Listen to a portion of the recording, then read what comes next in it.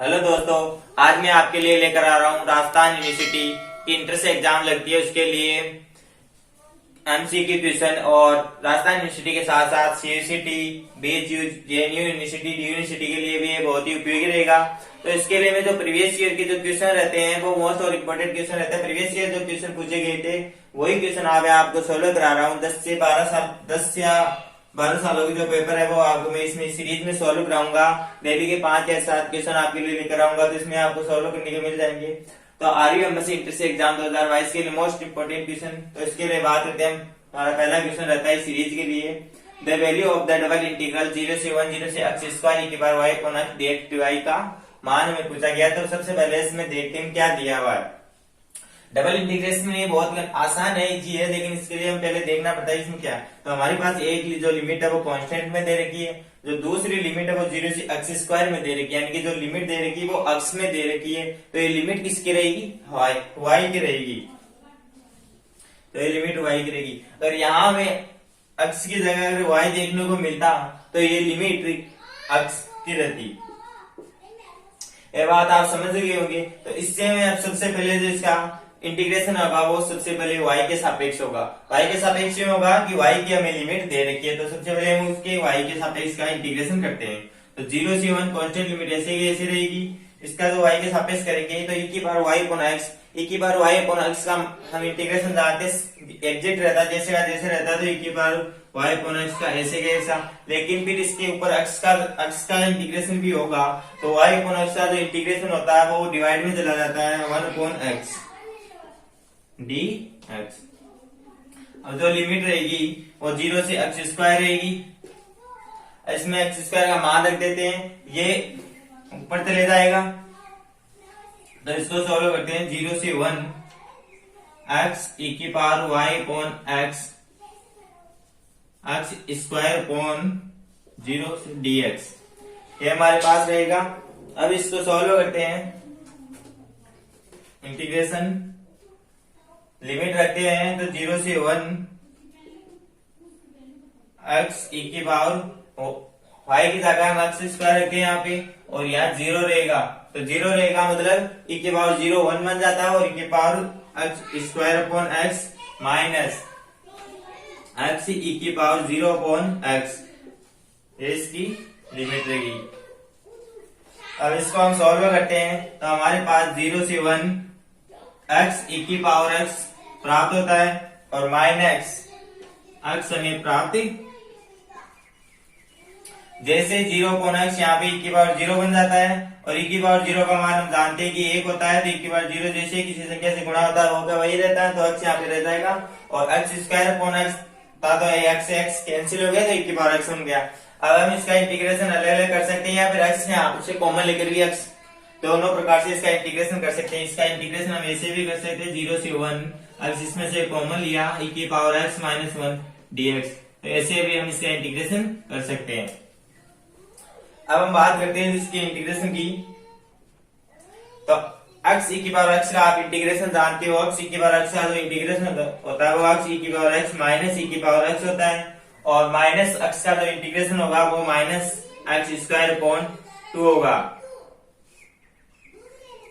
0 से 1। अब मैं बता देता हूं आपको कि x e की पावर x का जो इंटीग्रेशन होता है वो ऐसा ही क्यों होता है। तो इसको हम फर्स्ट मानेंगे, इसको हम सेकंड मानेंगे। हाईलाइट फॉर्म से हम इसको फर्स्ट और सेकंड मान लेते हैं। x e की पावर हाईलाइट की फॉर्म से हम इसको मान लिया। अब इसको हम फर्स्ट ऐसा का ऐसा रहता है, तो x ऐसा का ऐसा। सेकंड का हम इंटीग्रेशन करते हो तो सेकंड का इंटीग्रेशन ऐसा होगा माइनस, फर्स्ट का डिफरेंशिएशन करेंगे तो इस x का x रह जाएगा, सॉरी x का 1 हो जाएगा। और जब e की बार x का इंटीग्रेशन करेंगे तो e की बार x का x रह जाएगा, और फिर से हम इसका e की बार x का इंटीग्रेशन करेंगे तो e की पावर x ही में प्राप्त होगा। तो इसलिए इसका ये प्राप्त होता है x e की पावर x माइनस e की पावर x।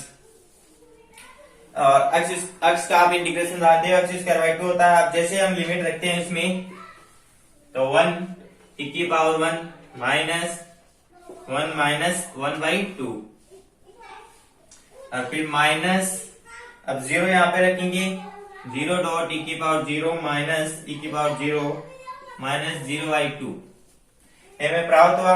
अब जैसे हम इसको सॉल्व करेंगे तो यहाँ से e की पावर और e की पावर 1 कैंसिल हो जाएगा।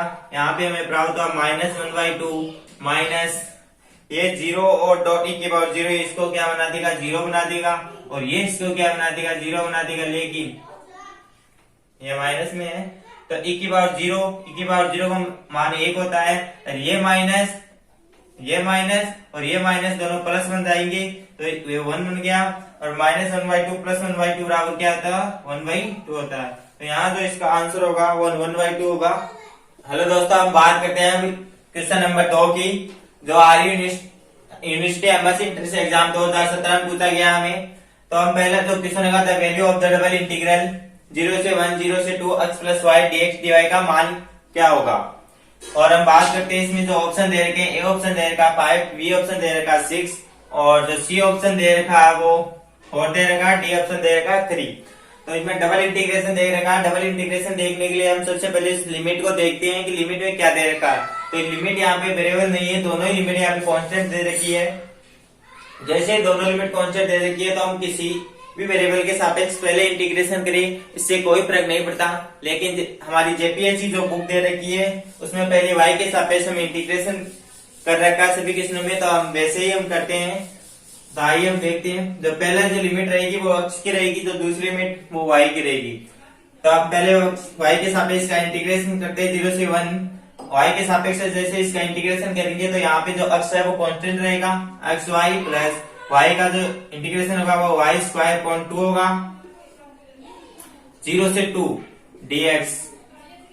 अब हम जैसे यहाँ पे लिमिट पुट करते हैं तो जो इंटीग्रेशन का जो मान होगा वो 0 से 1 लिमिट रहेगी, 2x प्लस y का मान रखा तो यहाँ पे 4/2, और जैसे ही हम 0 पुट करते हैं तो इसका मान 0 हो जाता है।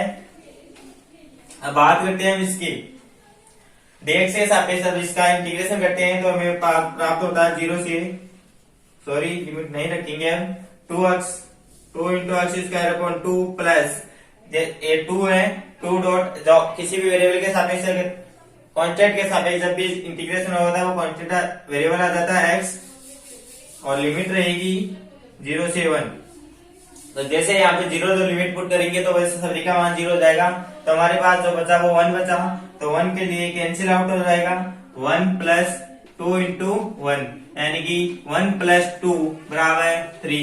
ये हमारे पास 3 आंसर हो गया, यानी कि ऑप्शन नंबर डी हमारे पास करेक्ट है। 14 के अंदर एक क्वेश्चन पूछा गया था। सबसे पहले हम देखते हैं the value of the double integral 0 से 1 x square plus y square cos dx dy का मान। अगर बात करें तो डबल इंटीग्रल डी समाकलन 0 से 1 x square plus y square dx dy का मान ज्ञात कीजिए। तो सबसे पहले हम देखते हैं लिमिट। तो लिमिट क्या रहती है, लिमिट यहाँ पे दोनों ही कांस्टेंट दे रखी है, दोनों लिमिट कांस्टेंट दे रखी है, तो हम y के सापेक्ष वेरिएबल के सापेक्ष इंटीग्रेशन करते हैं। यहाँ पे x और y दोनों के सापेक्ष किसी के भी सापेक्ष इंटीग्रेशन कर सकते हैं, कोई फर्क नहीं पड़ता। तो सबसे पहले हम इंटीग्रेशन करते हैं y के सापेक्ष 0 से 1, और y के सापेक्ष करेंगे तो जो x जो कांस्टेंट x यहाँ पे कांस्टेंट हो जाएगा, x square plus y plus y square y cube upon 3 और 0 से 1। अब बात करते हैं y स्क्वायर का, यहाँ पे जो इंटीग्रेशन हुआ वो कैसे हुआ, तो y की पावर n जो सूत्र होता है इंटीग्रेशन का dx y का जो होता है y की power n plus 1 upon n plus 1।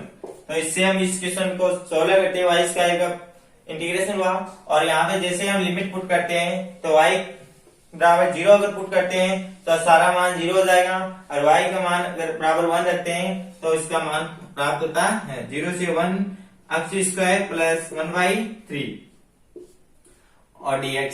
अब जैसे हम dx से सापेक्ष का इंटीग्रेशन करते हैं तो हमें प्राप्त होता है x cube upon 3 plus 1/3x dx, sorry 0 से 1 लिमिट रहेगी।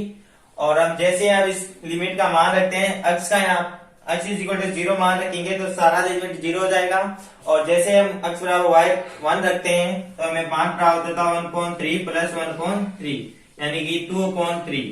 तो 2/3 हमारे पास जो क्वेश्चन रहेगा उसका जो ये आंसर रहेगा बी ऑप्शन हमारे पास सही है, तो 2/3 यानी कि हमारे पास ये करेक्ट आंसर है। एक क्वेश्चन और दे रहा हूँ जिसे आप सोल्व करके बताना कितना समय लगा आपको, इसका आंसर कमेंट बॉक्स में बताना।